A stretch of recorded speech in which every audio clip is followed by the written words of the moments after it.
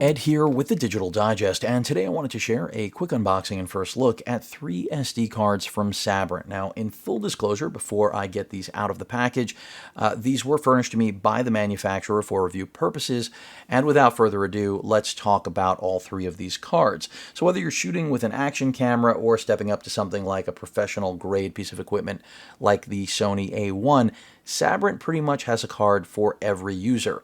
So the V90 is their most expensive and highest performing SD card on the market. 512 gigs. This particular model will set you back roughly $500 US, but it will also give you pretty much, I would say, the zero compromise SD card experience.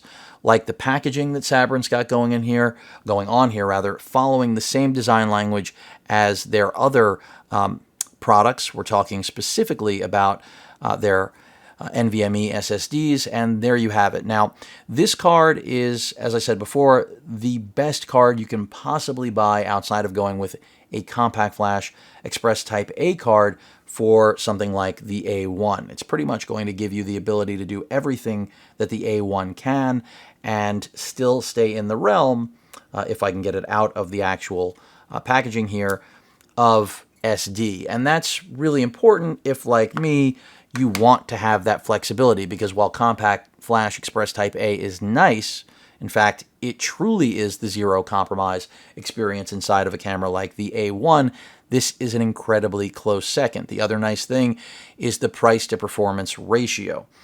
So 512 gigs is going to, again, give you the largest capacity card to my knowledge right now with this speed.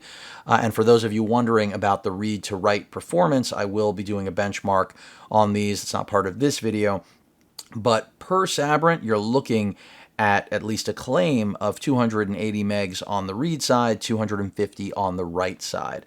And that's exactly what you would expect from a V90 card like this. Let's move on to the opposite end of the spectrum. This is the V30A2. Now, this is a micro SD card, 1 terabyte, still expensive, but the opposite in terms of, I would say, utility, because while this can work in all of the cameras that you see on screen right now, and that's the beauty of its flexibility, it is, in my opinion, better suited for action cameras. And that's not to say that you can't shoot with micro SD card solutions in full-size cameras. Of course you can, and as long as the speed limitations of a card like this aren't going to set you back, then it's probably ideal. So for those of you wondering how this little 1 terabyte card is going to perform, again, it is a V30A2. You can see right there the card as well as the card reader that's included. You're looking at 100 megs on the read side, 30 megs on the write side. So while this is the slowest card in the lineup that I'm sharing with all of you today, it's also the most affordable and, as I mentioned already, the most versatile, because at $160, some devices like action cameras will only take a micro SD card, or even some phones that still have SD slots, although those are pretty much non-existent these days, right? But then you have tablets as well. You have, of course, other cameras you can use them in with the help of that adapter. But remember, the speed limitations, those are going to be your issues, if I can pop this out here. So ideal, again, for something like an action camera, a tablet, anything where you want to expand storage, maybe a Steam Deck. That's another good idea. I'm trying to get that in focus for all of you. But beyond that, if you really require more speed than what this card has to offer, that's why Sabrent has these two guys right here. So the final card, the Rocket V60, that's really the middle ground in my opinion.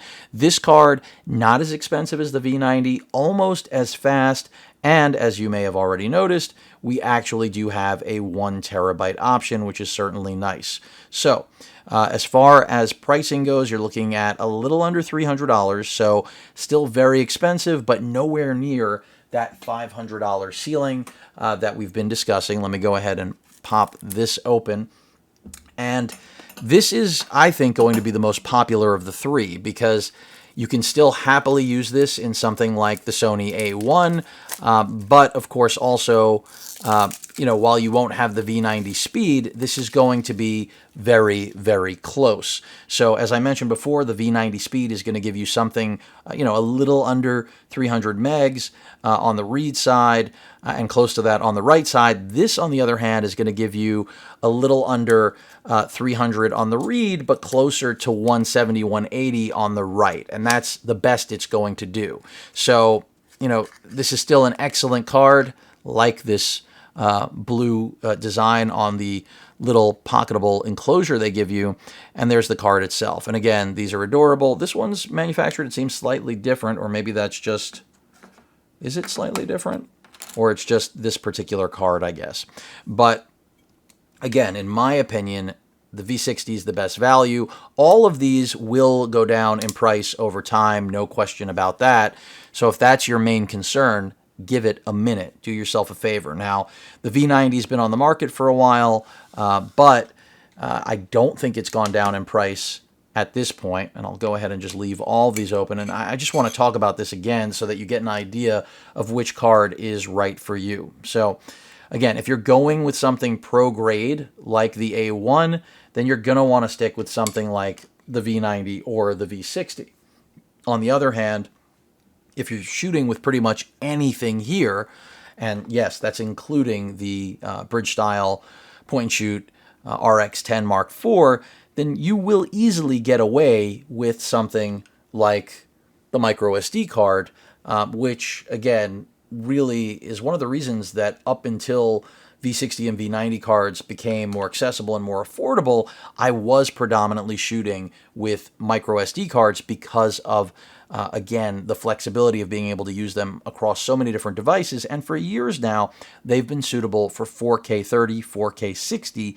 But when you get into really high bitrate stuff, slow motion, 8K, that's where you want to dip into faster storage formats. Now, the ideal card, again, would be a compact flash Express Type A card. That's what I'm filming with on my FX3 right now. But they make these prices look like bargain material because they are so expensive. And yes, Sony is rolling out now higher capacity cards, but they are still, from a performance standpoint, just ridiculous. Now, if you absolutely must have what they have to offer, which is basically NVMe-like speed, a little under 800 megs, more like 500 to 600 in real-world use, then that is the only way to go. But again, for perspective, the card I'm shooting this on now is 160 gigs, and it costs a little under $300 on a B&H daily deal, which at the time was excellent. But if I could go back in time and something like this had existed back then, I would have selected this because it is close enough, in my opinion, to the performance you get from that compact flash Express Type A card, but the price is so much less and the capacity more than double. So something, food for thought. There's no question this is my favorite card. I would just like to see it in even higher capacity, which I'm sure with time, Sabrent's going to make happen. But from a value perspective, the V60 truly is the sweet spot. And again, I haven't benchmarked this one yet, but based on Sabrent's claims, it's going to be tough to not like this card between the fact that it's a terabyte of storage and it's very fast storage. And even though it's not as fast as the V90, it's still going to accomplish everything the V90 pretty much can. So again, these two would be primary for me in the A1 in the absence of my CF Express Type A card. And then, the 1 terabyte micro just picks up where all the others have left off. Right now I've got a 1 terabyte SanDisk inside this little guy, which has pretty much all of my VR footage. I'm calling it VR footage now. It's 360 footage on here. But for those of you that remember when I first covered this little ditty, it was... I want to say it had a retail when I first got it the year it launched of like $500, something like that. And I got it on sale for a little over $200. But, time has passed. More manufacturers are out there like Sabrent, and it's not surprising to me that Sabrent has come in to give us more options. And I say that because Sabrent continues, as I've always stated, to push the envelope with their storage solutions and docks and pretty much anything they slap their name on. And that's one of the reasons I like to cover their products. It's not, again, I've never been paid by Sabrent.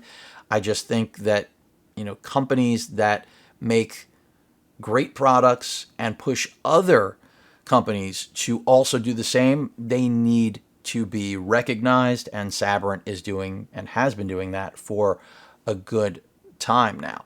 So whether it's NVMEs, in this case, again, SD cards, Sabrent's paving the way towards not just more competition, but having more options that I think really do end up amounting and giving you, like this card, a completely different experience than you would get out of, what you can find from the majority of other manufacturers. Now, when it comes to Compact Flash Express Type B, which I do not use because I'm not a Canon shooter, they do also, of course, have those cards at various capacities, and maybe that is something I'll cover down the road, in spite of the fact that I am a Sony shooter.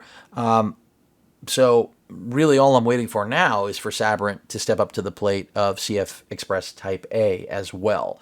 And then, well, I don't have to tell you, we'll be talking about performance there.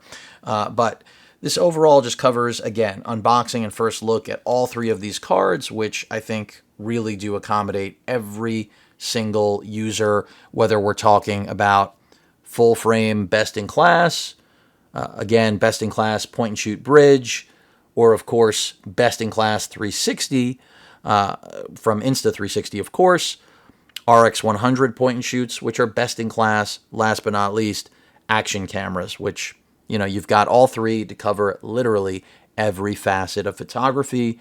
Phones, tablets, you've got it. Sabrent has now entered that realm, and they've been doing it now. I think this is since around May of last year, but I'm just finally getting around to it because, well, I haven't had the easiest year, in case you didn't know it. I'm not complaining. It's just a fact of life, folks. Any questions or comments, please feel free to post them. Hit that like button. And as usual, please feel free to subscribe, and please stay safe. Later.